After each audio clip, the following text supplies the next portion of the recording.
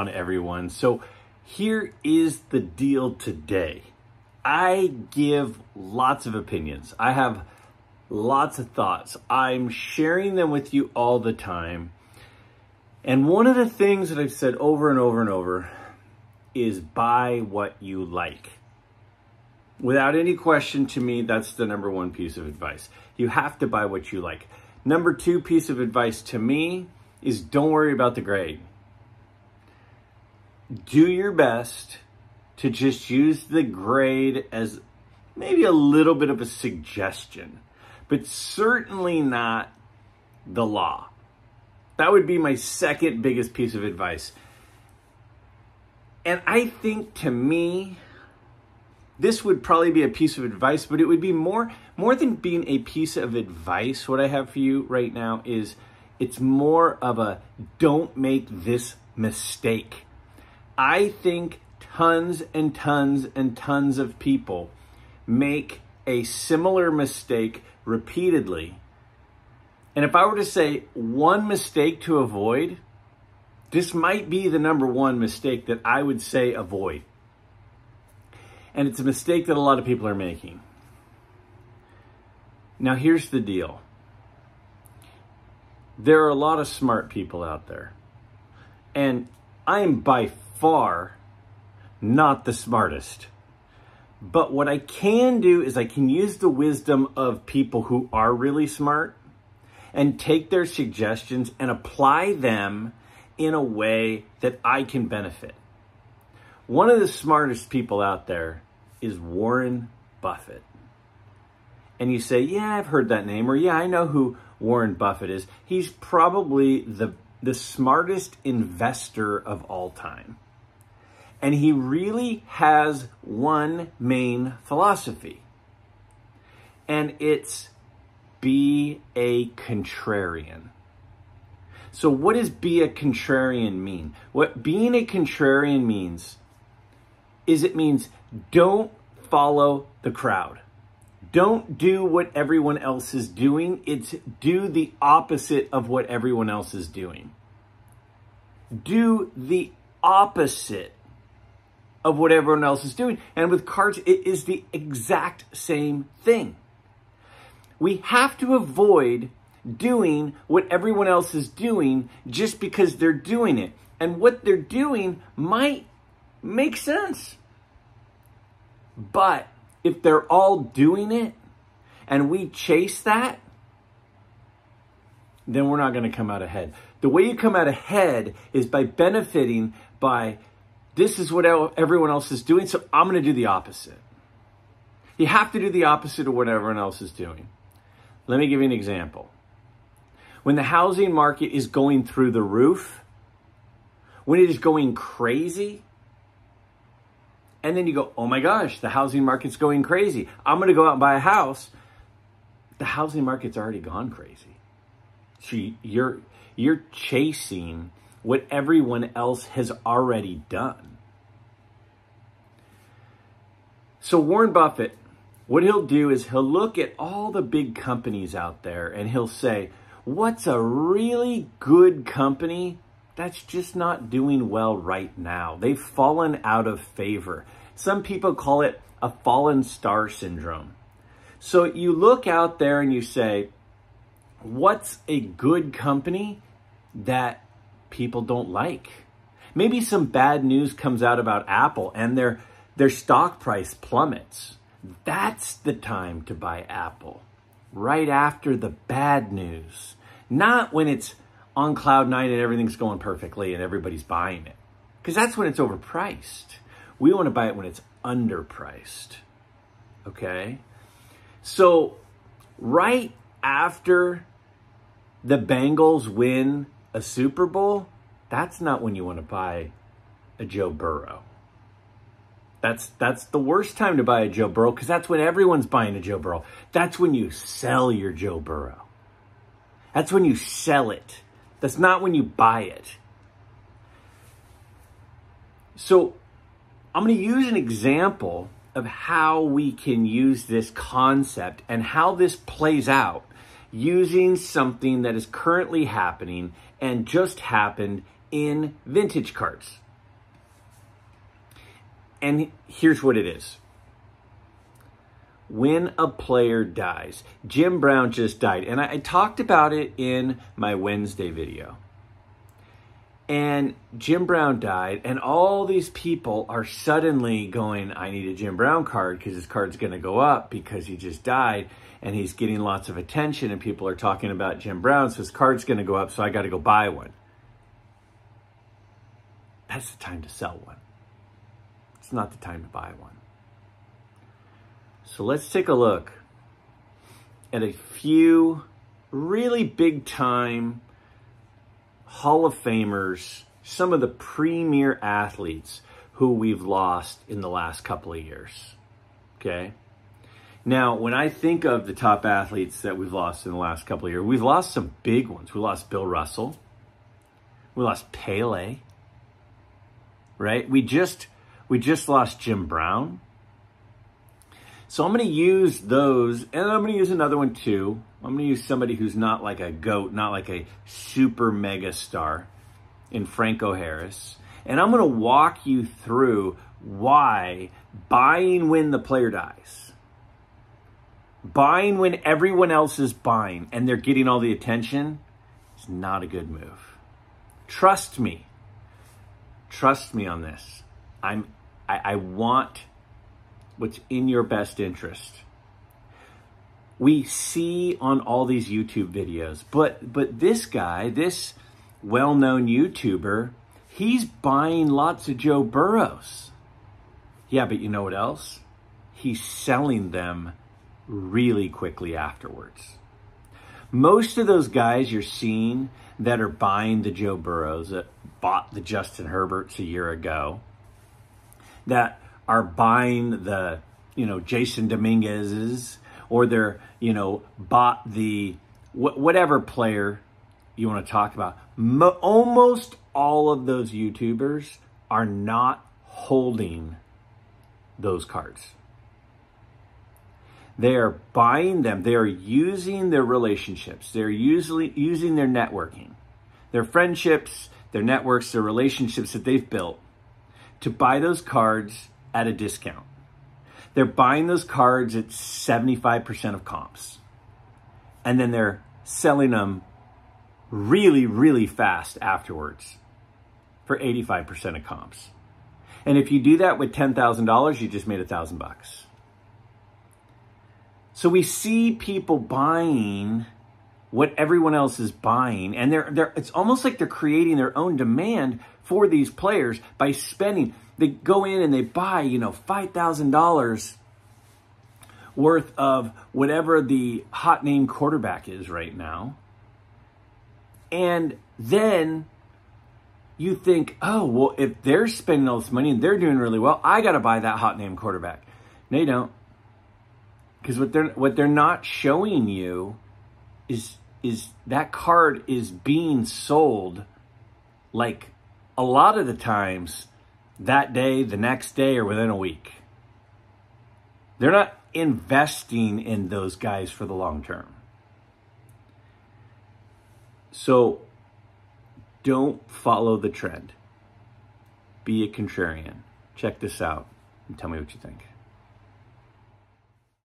All right, so first off, we've got Franco Harris, a legendary player from a legendary team. And, he passed away just before Christmas of 2022. And if we look at what his cards were going for, again, in a 8 grade, this is from the PSA auction price realized list, you can see there's kind of a common theme. You can see the highest, and then we'll look at the lowest that they popped up over about a year and a half span. And when we look at these, it's pretty consistent. The prices are all right about the same.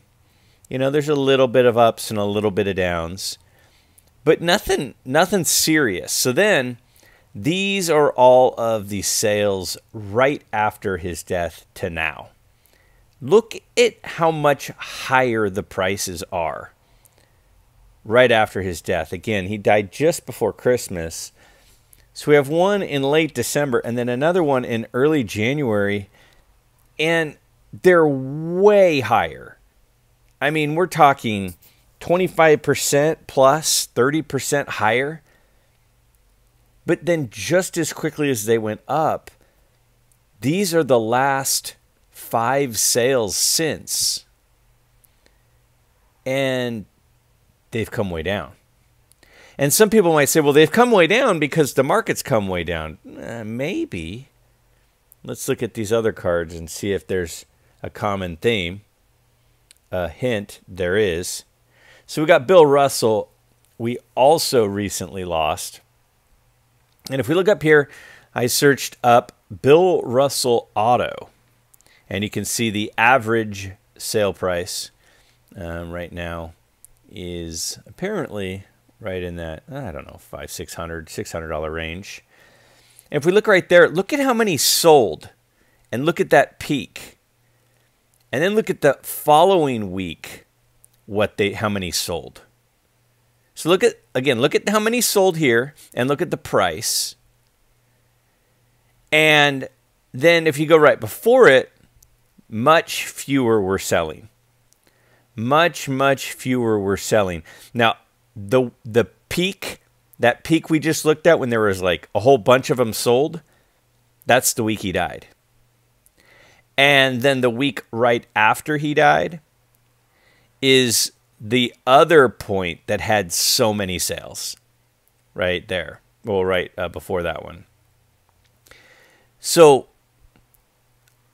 a bunch of them sold for the most that they've sold for in, the last year by a lot, the week that he died.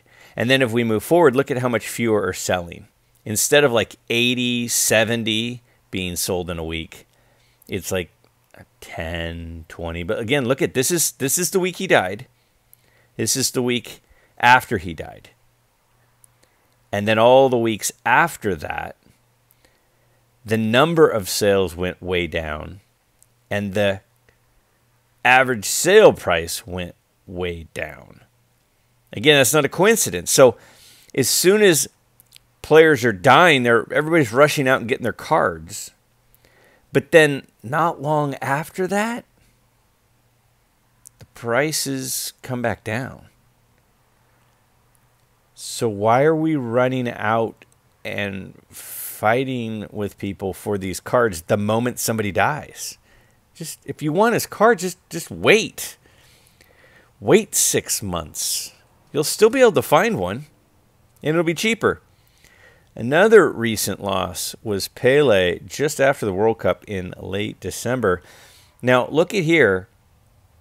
I looked up Pele autographs, and you can see you always have to be careful because sometimes on a search like this, you can see there's one sale in there that's kind of a random one. But if we look at what the sale price was, so there were just a couple, 2, 3 that sold before he died in late 2022. And then since he died in late 2022, there's been 3 sales. Look at the price of the one right after his death. Right there. $1,000. And then there's another one right above that, but that one doesn't count because that one's a mistake in the thing. It wasn't an auto. It was like a facsimile auto. But the price shot way up the week he died. 2 sold pretty much the day he died. And then look at the prices now. Well, that one was March, not that long ago. So, again, a lot of people are jumping out. So see, this is when he died. 2 sold that week. No other week did more than 1 sell. A bunch of zeros. Bunch of weeks that no Pele autographs sold. And so there's this common theme. A player dies, they're in the news, everyone runs out and buys their cards. That's when we should be selling the cards. So Jim Brown, again, Jim Brown died a week ago. It was May 19th. So let's first look at PSA 2s. So these are eBay auctions. Their final sale prices for PSA 2 Jim Brown rookie cards. Now that line, so I just dropped a line on your screen there. And below that line are all of the sales before, below that line right there, are all the sales before he died. Recent sales in the last, few months before he died. And then up here, up above, these are the PSA 2 sales since he died on May 19th. Now compare those prices below the line and above the line. Significantly higher since his death. All right, let's look at PSA 3. So I dropped another line here. Again, before and after he passed away last week. So below the line, look at the prices. Okay, look at what they're selling for, a little over a week ago and before. And also look at how many we're selling. There's some gaps in there between when they're selling. And then above the line, look at what they sold for. And look at how many are selling. So why are we running out and fighting people for cards when the card is as hot as possible? This is when you would want to be selling. So look at how many PSA 4s have sold since he died. 1, 2, 3, 4, 5, 6, 7. So here's the line on PSA 5s.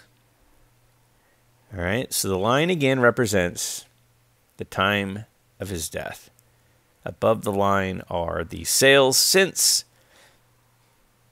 and below the line are before. So if you look here, we have these last 3 sales before he died. So these are all, again, they're recent sales. These are eBay final sold prices. These are not just, what people are asking. And then above, again, look at the dates. May 19th, May 19th, May 20th, May 21st. So what we're going to do is we're going to take a look at what is the average sale price before he died versus after.